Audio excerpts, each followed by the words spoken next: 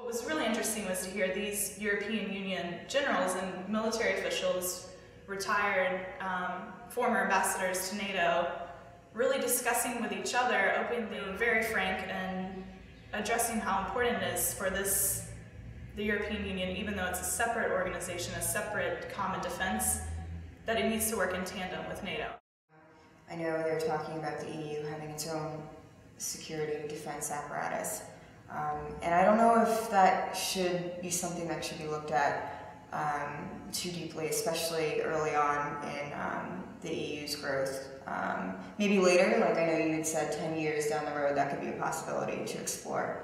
I do think that NATO and EU should work together in terms of defense and security initiatives, sharing intelligence, working together in mission. It's something to the Europeans that's very important, especially to the European Union, that they want to have this common defense. And I think from the US perspective, in tandem, I think it is important for the Europeans to sort of develop their own common defense. Some people see it as a crossroads. They say that you either need to be European Union common defense or you need to be in NATO. And they sort of see it as a middle road where Europe can go one way or the other at this point.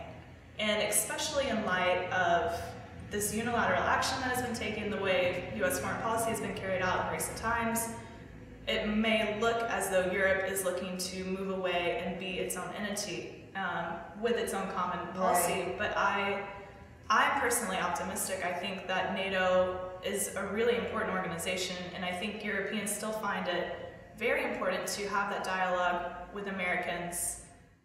There's been a polarization between the US and Europe, and I guess that's exemplified in the fact that the European countries want to, I guess, pursue their own route and have the US just go on their own way as well. But again, I think with the election, I think there's a renewal of hope. I think there's hope for change. But again, one girl did ask at the conference, I think she was from Italy, she was skeptical as to whether Obama can actually enact the change that's needed to renew that hope. But and it's the one response that was given was, there's only so much that can be done because Obama is limited by structure. There needs to be a reformulation, a restatement, a renewal, essentially, of values and commitments.